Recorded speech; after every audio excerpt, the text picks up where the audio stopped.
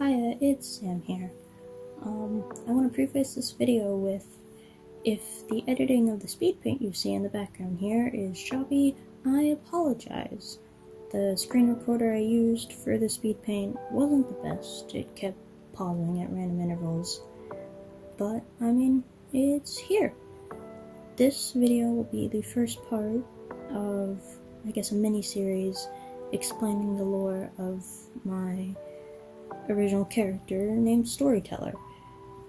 Why is it in parts, you ask? Well, his lore is rather extensive. But basically, Storyteller is a self-aware character from an RP I co-write, which I called the Rubanverse. His current role is to watch over stories using a magical book he ended up getting, but the main story he watches over is the story of the Rubanverse. Basically, his personality, it's basically him trying to be cryptic and menacing to whomever he interacts with, but whenever anybody stands up to him and actually, lands a few hits, he, runs off because he knows he can't kill them without major consequences that affect both the story and him, which the consequences inflicted upon him would be inflicted by the authors, who are dubbed S and L. We'll get to them later. Storyteller has been through a lot, going through 42 versions of the Multiverse, and currently being over 500 billion years old last time I checked. But, surprise, surprise, once he was just a normal sorcerer, living in a universe called Universe 77, in the original timeline. Universe 77 had many magical species in it, and they all coexisted, and they were, in harmony and stuff, because, shocking, because half of them were non-human. But Storyteller, or I guess as he was known back then, Tristan Kington, was one of the human species. He was a human. He was also a sorcerer, as was most of his family. His parents, Theresa and Vincent Kington, were famous. Vincent, his dad, being a well-known inventor, and Theresa, his mom, being known for her skills in what were called magicana duels. Magical duels between two beings to see who was stronger. Basically gladiator fights, just with less death and more magic. He also had a sister named Lily, who was older than him by a few years. She hadn't inherited the sorcerer genes from their mom, resulting in her infatuation with potions and herbs and any other magic she could find. She liked to try and combine different forms of magic, even some of which didn't turn out so well, and usually ended up in harming part of their mansion. Tristan and Lily's parents were always a bit hard on them, giving them a job of bringing glory to their family name and such. Now, Tristan, while he was a rich kid and basically got anything he wanted, had one thing he hated having. Most sorcerers needed no help of any kind to perform their magic, and were able to do it at a moment's notice. Tristan's magic, however, was unstable. He never discovered why it was, but his unstable magic would always blow up in his face and backfire whenever he tried using it. So his parents got him a magical staff, which regulated his magic and let him perform it in a safer way that wouldn't cause magic fires anytime he used it. Though this also brought up the problem of him going to school. There were many schools around, Earth, most of them being for taking in beings and teaching them how to use their magical abilities better, and he went to a school called Arcane Institute, and he was the only being and sorcerer there that needed help with his magic, and as you could probably guess, he got kind of ridiculed for that. It wasn't fun for him. He was put in higher classes, being a rich kid so he could afford them, and, he was also smart, so that's also another reason why he got put in them. He didn't have friends for a good while, but in his later years, he gained one friend, and her name was Intaria. she was like Lily. She wanted to, she liked potions and herbs and such. And I haven't actually given them lore for how they met, but it'd probably be, the cliche thing of Intaria, like, seeing him getting bullied and, like, stepping in, because that's how all good friendships form, huh? So, Tristan, not Storyteller yet, Tristan was dealing with that, and he did good in school. He was, not AAA. He got, good grades and such. But he tried ignoring all the bullying, and Intaria helped him do that. But sometimes it just got to him a lot. And yeah, to say the least, he didn't like his unstable magic at all. And sadly, what only made it worse is he was 16 at the time, and it was like, middle of the year, late in the year, like early in the school year, late in the actual year. And his sister went to, I guess, University 77's equivalent to a college, and she was going to get a degree in, like, alchemy and such. And there was an attack on the school, and, well, gases were released into the school, toxic gases, and most of the students got out, and Lily was one of the unfortunate few who did not. So, and literally the day prior to this happening, Tristan was going to take a test in his, like, oracle class, and Lily's last words of advice to him were, just be yourself and do the best you possibly can.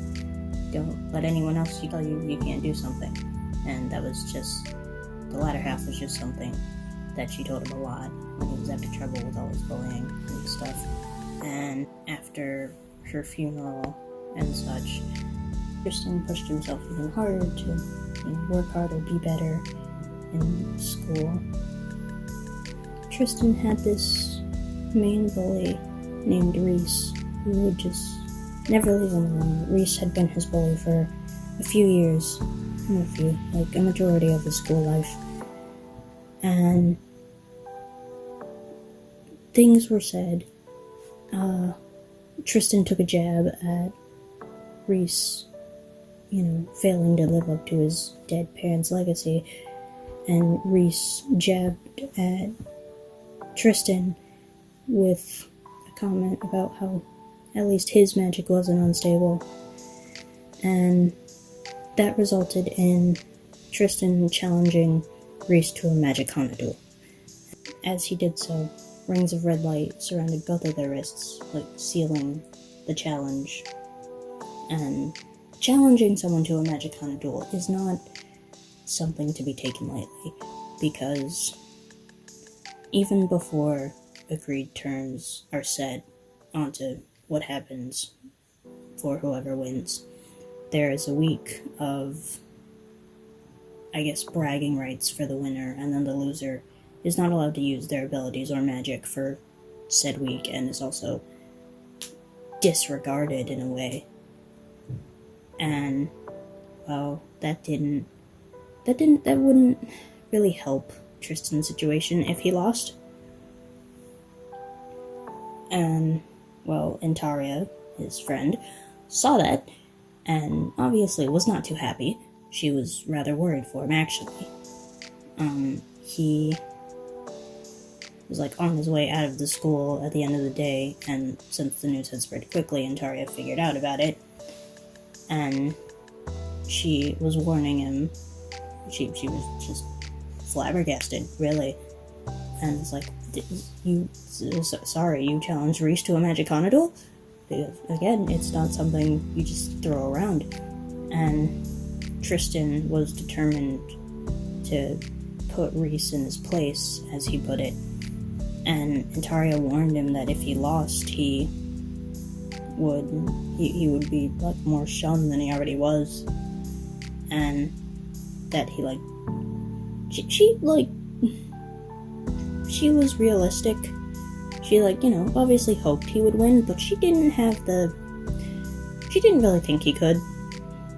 And Tristan made a comment on that about how clearly she forgot his mother's history as a Magicana gladiator. And Antaria, she was just telling him basically how much of an idiot he was for challenging Reese, and he wasn't listening. And so later, there was an Coliseum stadium thing that they had in the city that they lived in, and I don't remember the name of it off the top of my head, but that's where the stadium was, where the Magicana duels were held. Tristan challenging Reese spread really, really quickly, because you gotta remember, Tristan's family was also famous. So if Tristan lost, that wouldn't only reflect badly on him, but also his family, which his family didn't really appreciate. And so they were like, you have to win this, or we're gonna be mad. And so he was already determined to win. And now he had the pressure of everybody on him, and he was starting to think that maybe this wasn't the best idea. But so yeah, Reese and Tristan, it was near midnight, because that's when Tristan had agreed to set the duel for some odd reason. And so there was a whole initiating ceremony, introducing the two gladiators, and then they fought. And Reese's magic was more offensive, not offensive. It wasn't offensive magic. Reese's magic was more offensive than defensive, and Tristan could do a bit of both, really. And so Reese was kind of wiping the floor with ST, let's say. He wasn't all too good at fighting, because he'd never really been in a magical duel before. And so Tristan's tried to do a capturing spell, or shield spell of sorts, to put a barrier around Reese. And as he did, pink magical runes appeared around him, and the barrier Reese tried to it appeared around Reese, and Reese tried to blast through it, but it hurt him. His magic dissolved against it, basically. And then Tristan did a magical gesture or whatnot, and the barrier kind of threw Reese across the stadium, crashed into the wall. The smoke went up. Everybody oh my god. And Tristan, he got too cocky, and he hovered into the air a bit, and was basically you had enough yet, Reese? And started going on the offense. He started attacking Reese more, and Reese was the one now struggling to protect himself. And while Magicana duels, they aren't usually aimed to kill, Tristan was kind of aiming to kill here, which probably wasn't the best idea. And Reese, at near the end of the battle, Reese had a barrier in front of himself of his own magic, and Storyteller's runes were kind of just launching at him as projectiles. And then Reese leapt out from behind the barrier and shot like a red beam of magic at Tristan, and Tristan was too late to block it, and it hit him in the face and nearly took out his face. It nearly took out his entire face. And Tristan, like, crashed into the ground. Everybody was like, oh my god. Like, everybody was panicking. And Reese, he panicked nearly too, because Tristan had ended up in a crater because he, like, fallen from the air because he was hovering. Tristan had ended up in the crater in the middle of the stadium, and Reese was panicking because, oh my god, did I just kill this guy? He didn't. He nearly did, but he didn't. And, well, when Tristan woke back up, he was in, like, the infirmary at their school, and they had to use, like, a lot of healing magic on him, and it resulted in, like, a large scar, like, on his right cheek. It's not drawn here in the speed paint, but you probably, if you watched any of my animations with Storyteller in it, you might have seen it. No, because he usually has his mask on, never mind. But, yeah, it ended up in a scar on his right cheek, the largest one he has to date.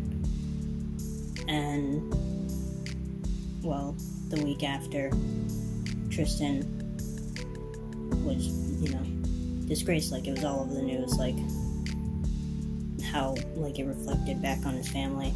And Tristan just stayed in the infirmary for the most part. He and Taria tried to visit him, and, he, like, let her, but he wouldn't talk much, because all he could think about is, how could I have lost this duel? I was so determined. I did everything right. And, well, I still lost, and now I have a lasting scar from it. And he basically ended up shoving everyone away. He really didn't talk to anyone anymore. And then, like, nearly a year later, when he'd, like, gone back to his house, he was still living with his parents, but it was, like, nearing 17, and he was at his sister's grave, and one of the things he just couldn't get out of his head was how disappointed his sister must be in him when he tried so hard and he still ended up failing. Obviously, she wouldn't have been disappointed, but he didn't know that she was, well, not there anymore to confirm. But all of a sudden, he just feels like he's at his sister's grave, and talking to her as if he's just talking as if she can hear him, which he thinks she can. And all of a sudden, he just feels like this weird, chilling vibration go through him, and, like, everything seems to get a bit too quiet. And so he, like, gets up and he, like, looks around, alarmed, and suddenly he hears, like, multiple explosions and, like, screaming, and then he, like, looks over and just sees this enormous white void just eating away at everything, like, heading in his direction. And so, obviously, he's, like, panicked, and it's like, whoa, what is that? And so he, like, runs back towards his house, and, like, he sees, like, a part of the void, like, shoot out and, like, into a building, and the building just dissolves into, like, bluish-white particles so do the people inside it. And he's just like, oh shit, I gotta move, I gotta get out of here. And so he, like, keeps running, and then, like, he, like, looks back and sees, like, a tendril from the void, like, shoot towards him, and, like, throws up a protection spell, and as he does, his magic kind of flickers, and then suddenly he's just somewhere else. Because, my friends, what that void was, that was his universe being erased. And that was the creation of the first cycle, for the first new version of the multiverse. Now, what happened was, the timeline in Universe 1, which is like the center of the multiverse, and like the multiverse is in rings around that universe. The timeline in Universe 1 was changed, causing like a ripple effect throughout the rest of the multiverse, changing everything else in the universe, and then it being new in the new timeline. If that makes any sense. If it doesn't, just you can leave questions in the comments if none of this makes sense, and I will try my best to explain better. But yeah, so basically a new timeline was created for the entire multiverse, and Tristan got put in that new timeline. And I don't know if you remember, but as I said earlier in the video, there are 42. He's been through 42 different versions of the multiverse, meaning he's been through 42 different cycles. And mind you, in each cycle, it restarts from the Big Bang. For like whatever universe he's in, it starts from the creation of that universe. And so his first like 7 cycles, he didn't remember anything. He was put into different roles basically, but he didn't remember anything from his previous cycles or his original life. He usually woke up in like random places at random times, but he felt as if he'd been there for like as long as he remembered. And when he woke up, he usually felt like he was waking up from like falling asleep. In his 5th cycle, for example, when he woke up in a small shop with clearly fake items, a sign saying "Trade for information today" out front, and he only knew that he had people pay for him to give them information, and then he took the information from their minds so they'd come back and pay him again. Basically, his role there, he was a con man. But again, when he woke up there, he felt like he'd woke up from a dream, from falling asleep. Now, in his 8th cycle was when things started to go kind of wrong. He still didn't remember any of his previous cycles, but there he found, well, love. He found a partner, they were in a relationship, and, well, things all started going wrong when his partner got murdered. Now, that is the end of this video. I hope you guys enjoyed. The next video will be explaining what happened in his 8th cycle and a few more beyond that, because those are really the more lore important cycles. Again, I hope you guys enjoyed, and if you have questions and if you are confused, don't hesitate to ask in the comments. I understand that this may be slightly hard to wrap your head around. But yeah, that is the first installment of ST's little mini-series of explaining his lore, and I guess I'll see you guys in the next one. One last thing before the music hits and you get to enjoy the rest of the speed paint. Emerald773 Studio, he does a bunch of animations about, Marvel and DC stuff and the like, and he has his own series he's planning on making, and one of the animations he has out is, well, it includes Storyteller, and, well, yeah, it's really enjoyable, and so are the rest of his animations, so you should go check them out. Bye-bye!